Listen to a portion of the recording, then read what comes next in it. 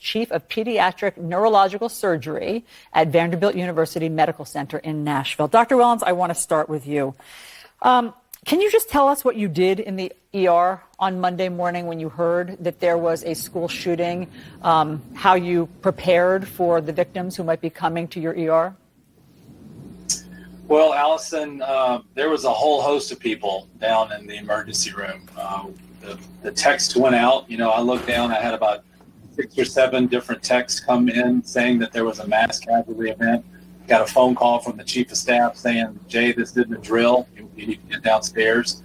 And basically, we, like many hospitals, we do simulations for this kind of work. Trauma is a big deal in our world of pediatric healthcare. And it was, 35, 40 people all in kind of an orderly positions, waiting for the ambulances to arrive.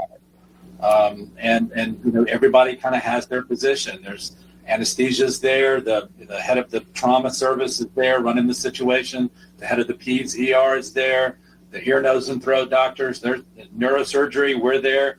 There's just a whole bunch of people there ready to kind of lean in and do what it is that, that we want to do, which is to help these kids and save these kids' lives. And then you waited, and you waited, and then what happened? Waited. Yeah, so we waited, and we waited, just like you said.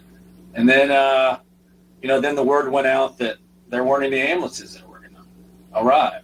And it was because everybody had died at the scene. And, I will tell you, Allison and the rest of the crew up there is that, that silence and that sadness is just, it was just pervasive. Everybody just kind of slowly dispersed. And again, when you watch, the videos of those police officers in Nashville, leaning in to do their job. I mean, I watched that, and it makes me so proud to see them do what it is they were trained to do. And for us not to have that ability, it was just absolutely disheartening. Yeah, I can imagine. And I can imagine what you're describing, that silence as everybody disperses with the reality of what's just happened. It's so interesting, Doctor, because 9 months ago, you wrote a piece for Time titled, "If Our Politicians Could See What We Could See." Finish that sentence for us. If our politicians could see what you as an ER doctor could see, what would they do or what would they see? Well, they would sit down at a table, and they would sit on all sides of the political fence and say, we all agree on one thing, and that is that our children should not be shot and killed at school. If they can agree with that one statement, and I can't imagine there's not a single person in the government or outside of the government within this country who would disagree with that. And then just hash it out. This is a republic. I believe in the republic. The people that were a part of that article, that essay, Allison, it was the American Society of Pediatric Neurosurgery. Uvalde had just happened. We were just all felt so helpless in our world of pediatric neurosurgery about what to do. And, it was like, what do we do? Well, does anybody know a senator? Can anybody write something? Does somebody know, somebody in the media to contact? And that's really how that paper came out.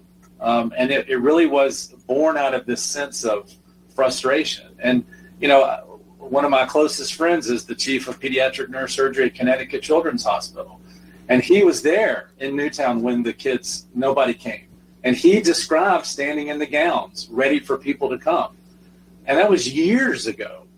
And I never, ever, when I wrote those words down, after I talked to him and put it down in the essay, I never in a million years thought that I'd be getting that page, saying that this is not a drill.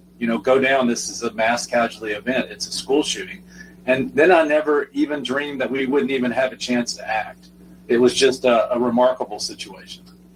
Well, Dr. Jay Wellons, thank you for all you do, and thank you for describing it in those terms for us and for our viewers. It's really powerful. Thanks for your time tonight. Well, thank you. Yeah, thanks for having me on, and thanks for elevating this, because it's just so excruciatingly important. So thank you all for talking about it. Agreed.